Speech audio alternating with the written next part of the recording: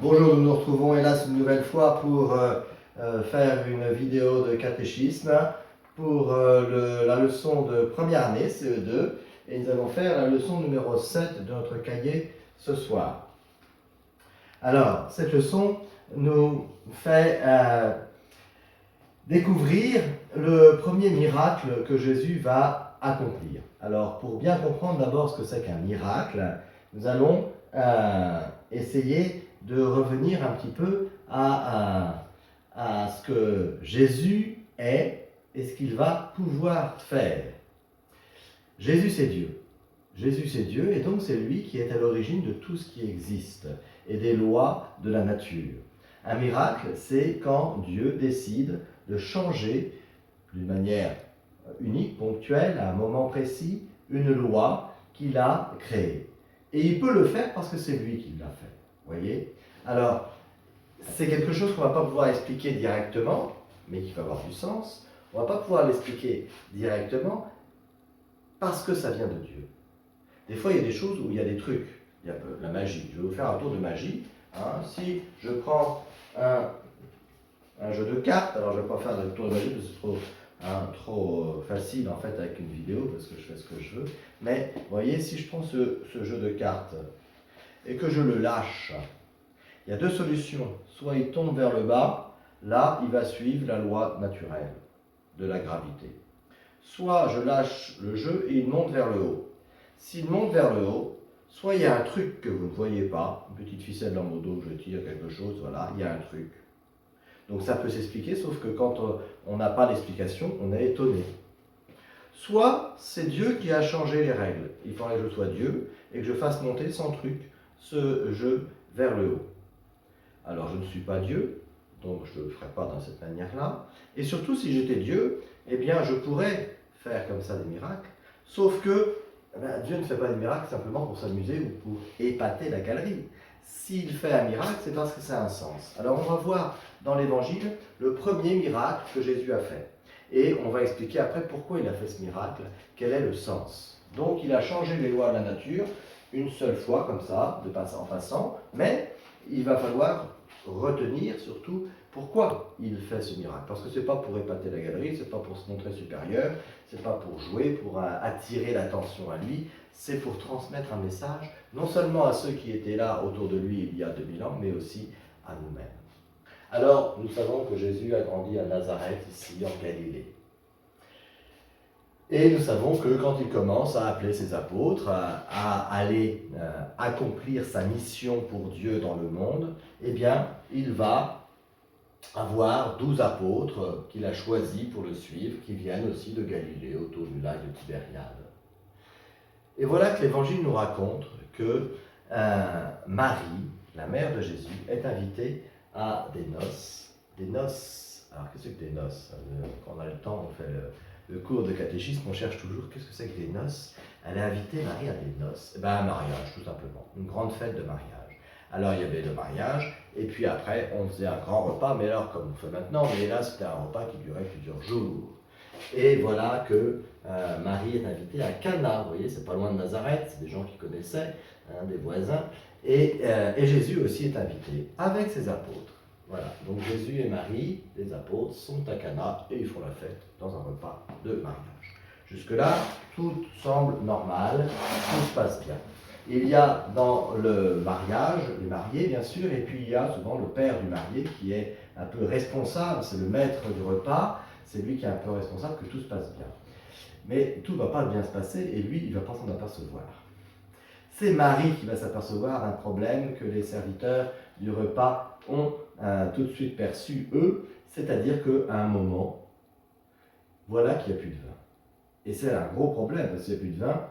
Vous, à votre âge, ça ne vous gêne pas trop. S'il y a encore du coca ou du jus de fruits, ça ira bien. Mais pour les adultes, s'il n'y a plus de vin, il n'y a plus de fête, il n'y a plus de repas de mariage, c'est plus sérieux. On ne va pas finir un repas de mariage avec de l'eau. C'est pas possible. Alors les serviteurs sont très gênés, ils ne savent pas comment faire. Et en fait, c'est Marie. C'est Marie qui observe, qui voit les choses, parce que quand on aime les gens, eh bien on les voit, on les regarde.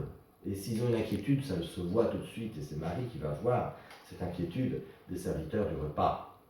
Et à ce moment-là, pour les pour les arranger, elle les appelle et elle dit à Jésus d'abord, elle dit à Jésus, hein, ils n'ont plus de vin. Et Jésus lui répond, mais qu'est-ce que ça peut me faire? Ce n'est pas encore mon heure. Ce n'est pas à Marie de décider quand est-ce que Jésus va commencer à faire des signes, à faire des miracles. Il répond ça, et Marie, elle appelle les serviteurs, et elle fait comme s'il avait répondu autre chose. Et elle leur dit, allez voir Jésus, et faites tout ce qu'il vous dira. Voilà. Marie, elle va un peu pousser Jésus. C'est elle qui va décider qu'il va falloir, cette fois-ci, faire un miracle, faire quelque chose, intervenir. Et Jésus, finalement, il se laisse faire. Quand les serviteurs viennent le voir, alors, qu'est-ce qu'on fait? Marie nous a dit qu'il fallait qu'on fasse tout ce que tu vas nous dire. Alors, qu'est-ce qu'on fait? Alors Jésus dit, voilà, vous avez là-bas 6 jarres. Les jarres, c'était des grands pots en terre qu'on utilisait avant le repas pour se laver les mains. On se lavait aussi les pieds, on se purifiait avant les grands repas comme ça. Et donc, comme le repas était commencé depuis longtemps, les jarres, on les avait vidées. Elles étaient grandes et ils pouvaient contenir 100 litres chacune. Et il y en avait 6. On les avait vidées. Et Jésus dit aux serviteurs, vous allez les re-remplir d'eau. Vous allez chercher au puits et vous allez remplir ces 6 jarres d'eau. Ils n'ont pas compris pourquoi on leur demandait ça, mais de toute façon, ils étaient tellement en problème, en panique, pourquoi pas, et ils le font, ils remplissent. Et une fois qu'ils ont rempli ces 600 litres d'eau, Jésus leur dit, maintenant vous puisez un gobelet et vous allez servir le maître du repas. Alors, ce qu'ils font, ils vont servir le maître du repas. Vous pensez bien qu'ils sont un petit peu gênés parce qu'ils se disent, le maître du repas, lui, ce qu'il attend, c'est du vin, c'est pas de l'eau. Et à ce moment-là, on lui verse, il boit, et il dit au marié, il dit, voilà, c'est extraordinaire ça, parce que d'habitude, dans un repas comme ça, on met du bon vin au début, puis quand les gens ils ont un petit peu bu, qu'ils sont plus attentifs vraiment au goût, on leur met du moins bon, qui coûte moins cher. Et le maître du repas, il goûte le vin et il dit, il goûte l'eau en fait, il goûte ce qu'on lui a apporté, et il trouve que c'est du vin. Non seulement que c'est du vin, mais c'est du bon vin. Qu'est-ce qui s'est passé? Jésus a changé les lois naturelles qui font que de l'eau, ça reste de l'eau, et il en a transformé cette eau en vin, et en bon vin, et en 600 litres de bon vin.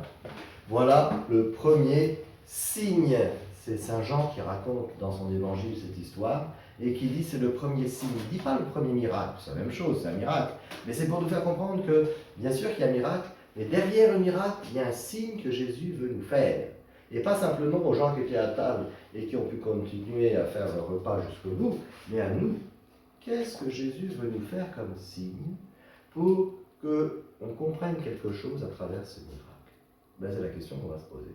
Voilà. On retient cette histoire, le premier miracle de Jésus à Cana, en Galilée, à cours d'un repas de noces, de mariage. Jésus change, parce que Marie l'a un petit peu poussé à le faire, il change 600 litres d'eau en 600 litres de vin. Alors il y a deux signes importants derrière ce miracle qu'il faut retenir pour nous. Le premier, c'est que Jésus il est venu faire la fête avec ses amis, avec les gens qui sont là. Et ce qu'il veut, c'est que les gens puissent faire la fête. Ils sont heureux de célébrer ce mariage. Et il faut qu'ils soient heureux jusqu'au bout, que la fête ne soit pas ratée. Tout ce que Jésus va faire, tout ce qu'il va nous demander, et des fois des choses qui peuvent être des fois un peu difficiles, tout ce que Jésus fait pour nous, c'est pour qu'on soit heureux. Ça, c'est la première chose qu'il faut se dire. C'est pour ça que c'est le premier miracle. Et ce premier miracle, il a un sens pour tout le reste, tout ce qui va venir derrière. Il veut nous dire, vous inquiétez pas, je ne viens pas vous casser les pieds, je viens vous aider à être heureux. Alors être heureux, c'est plus profond que simplement faire la fête. Là, le mariage, c'est une belle fête qu'on célèbre, mais dans l'évangile, le mariage, les repas de noces, c'est toujours une image du royaume éternel. Quand on sera au ciel, ce sera un grand repas de fête qui ne se terminera jamais. Voilà ce que veut nous dire Jésus. Et moi, je suis là pour que vous soyez heureux. Et donc, faites-moi confiance. Tout ce que je vous demanderai, ça sera pour votre bien, ça ne sera pas pour vous embêter. Donc tout ce qu'on apprend en catéchisme, tout ce que Jésus nous dit, tout ce qu'il va nous dire personnellement, tout ce qu'il va nous demander dans notre vie, il faut lui faire confiance. Il est là pour nous rendre heureux, et même plus que heureux simplement sur terre, mais une joie qui ne terminera jamais un jour dans ce festin éternel du royaume de Dieu. Voilà ce qui est le premier signe derrière ce miracle des noces de Cana. Il y a un deuxième signe, c'est que Jésus va changer l'eau en vin. Et là, il veut nous faire comprendre qu'il va y avoir un autre miracle derrière ce premier miracle. C'est un miracle où le vin, on partira du vin. Là, on est parti de l'eau, on est arrivé au vin. Et bien, il y a un autre miracle, on partira du vin, on arrivera à un nouveau changement qui sera le sang de Jésus. Et ce miracle, il s'appelle tout simplement la messe. Et il y en a certains d'entre vous qui ont déjà l'habitude, qui viennent régulièrement à la messe. Qu'est-ce qui se passe? Le prêtre, il prend du pain, il dit les prières, ça devient le corps de Jésus. Il prend du vin, il dit les prières, ça devient le sang de Jésus. Voilà, c'est un miracle. La messe, c'est un miracle. Alors, ça ne sera pas un miracle visible, parce que dans la coupe du prêtre, ça reste l'apparence du vin et le goût du vin, bien sûr. Ça ne donne pas l'apparence du sang. Mais ça devient le sang du Christ, et c'est important pour nous, parce que c'est le sang du Christ qui va nous permettre d'être pardonnés de nos péchés et d'aller au ciel un jour. Et donc là, on a, dans le repas de Cana, l'annonce d'un autre miracle qui viendra à la fin de la vie de Jésus, quand il sera sur la croix, et il nous donnera son sang pour nous sauver du péché du mal. Et ce miracle, eh bien, on le refera à chaque messe, où on partira du vin et on arrivera à la... Et on arrivera à la... au sang de Jésus qui vient nous sauver du péché.